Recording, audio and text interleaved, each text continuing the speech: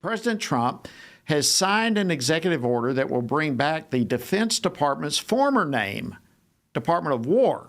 So that will now be a secondary title. It means, just for example, Defense Secretary Pete Hegseth would also now be known as the Secretary of War. So what does that message send not only to our nation, but across the world, especially to our enemies? Well, with me now to discuss this and more is Congresswoman Claudia Tenney. She serves on several committees, including the Select Committee on Intelligence. She represents New York's 24th Congressional District. Congresswoman Tenney, welcome back to Washington Watch. Always an honor to have you. Yeah, great to be on. Okay, so this is just the latest name change that the president has initiated. There was, first of all, the Gulf of America. So what do you think about this latest move? Look, I think the president is looking at everything. I don't think it's semantics. It's about projecting power. And I think the president knows that we have real enemies around the world, especially as you see China working together with Putin and with Russia and India. And, we have real threats around the world, and he wants to be aggressive. He wants to, project this strength, not project a defensive posture, which is the way he described it.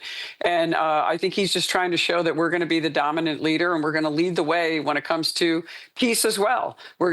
President Trump wants to lead the peace negotiations for various parts of the world, which he has been doing admirably, which is among the reasons why I'm still the only member of Congress who has officially filled out the form properly with the Nobel Committee to nominate President Trump for a Nobel Peace Prize twice now, ironically, because I think his projection of strength also means that we will have no wars, because we know that the United States is the world's leader and is benevolent, and we're trying to find prosperity with all of our neighbors and nations around the world. Well, there's no doubt the strength that is communicated from that. And notably, Congress, we've got a couple of senators, I believe Rick Scott and Mike Lee, have filed some legislation for the name change. Also in the House, Greg Steube. Do you think there's enough support in the House and the Senate to get this through?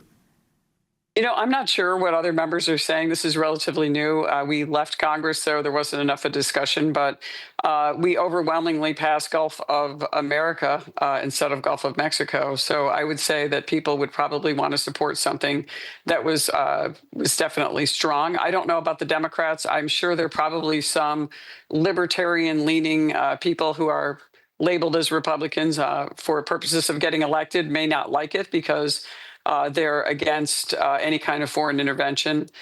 We have a few of those in our side too.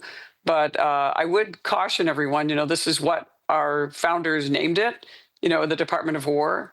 And we created the federal government in the first place back when we created the Department of War for national defense and border security. And the president is a leader on all those issues. So I think that's among the reasons that President Trump wants to change the mindset of people to show that we are willing to stand up and defend ourselves and defend our allies.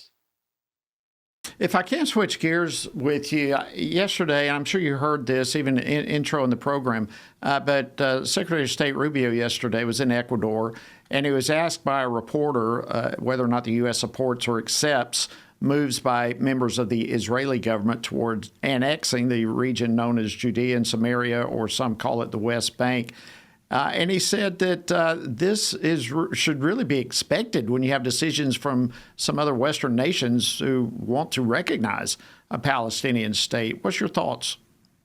I think it's excellent that Marco Rubio is allowing these annexations to happen at this point. This is just Israel, making sure that it's taking control over the region that is its native homeland, Judea and Samaria. I have a bill out there that would actually refer to Judea and Samaria by all official documents in the United States as Judea and Samaria, not the West Bank, which is the pejorative name for those who are still clinging to this two-state solution. I have to tell you, Jody, I was just recently in Israel for 10 days.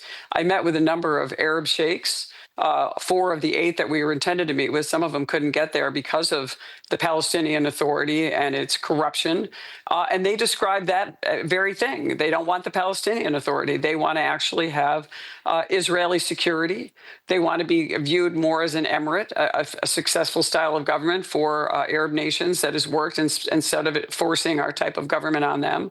They want the security of Israel. They want the citizenship of Israel, but they want to be an emirate so they can have some autonomy. But one thing they said, they specifically reject the Palestinian Authority. They describe them as corrupt and criminals. And they also said the reason they want to do this is they want to live in peace and prosperity with their neighbors, whether they're Jewish or Christian or other Muslims. And they want to see the opportunity for the world and for their children and their grandchildren. Really a novel concept, something that was interesting. We met with Sheikh Al-Jabra, or Wadi Jabra, who is one of the sheikhs from Hebron who supported this idea. He recently penned an article in the Wall Street Journal supporting those. And by the way, is under threat because of this groundbreaking and novel approach that he has. So I think the world is changing and people are tired of the failed so-called notion of the Palestinian Authority. The two-state solution is, to me, dead. It should not be advanced, and it is wrong-headed of France and other 8 nations who are actually, coming to the UN to talk about this. We need to start talking about one Israel that is united, and everyone is united, is the only democracy in the Middle East. It is the only place where every member of Israel, every person that lives in Israel that is a citizen, has rights to vote, has rights to everything that you would have to be a peaceful and prosperous nation, only to be ruined by this concept of the Palestinian Authority, which has just proven it hasn't worked. Yeah, extremely well said, and I couldn't agree with you more. And that's what amazes me about this. The people there want Israel to stay where they are, and this whole concept of two-state solution and the recognition of Palestinian state. Don't you think that also, in the mix of all this, emboldens actually Hamas and it hurts the ceasefire negotiations? Don't you think that that's a part of the problem here too? Well, absolutely. The minute France declared a two-state solution, Hamas pulled out of the negotiations, and we're back to hostages that are being starved to death. We're back to Hamas blocking up to 90% of the aid that Israel and others are trying to get into the Gaza Strip. This is the problem. Is Hamas is funded by Iran, an evil empire that really it preys on its own citizens. They are not interested in peace. They're disruptors around the Middle East.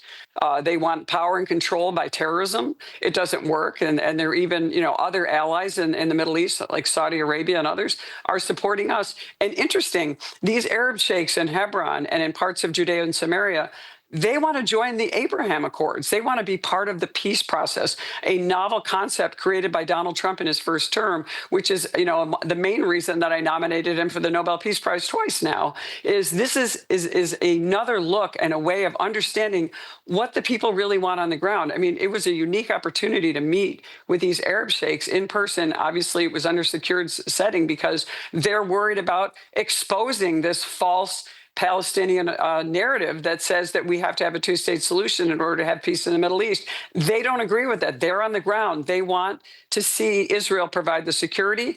They want democratic principles. They want the security and the ability to thrive in their own way as they do in somewhat of a tribal way through an Emirates example, and having some autonomy within the state of Israel. And it's really an incredible concept, and I think it's something that could work. It certainly is much more appealing than what we've seen with the failed so-called two-state solution with the pretend idea that we're going to have a Palestinian state while you can have Israel. As everyone knows, and as which has been stated, I think it was Golda Meir. If you were to if Israel were lay down its arms, there would be no Israel. If Hamas and the proxies and Iran would lay down its arms, we would have peace. And that's exactly what these people are recognizing. They like what they're seeing with the Abraham Accords. Congresswoman Claudia Tenney, always great to have you on Washington. Great to have you, Thank you for joining us.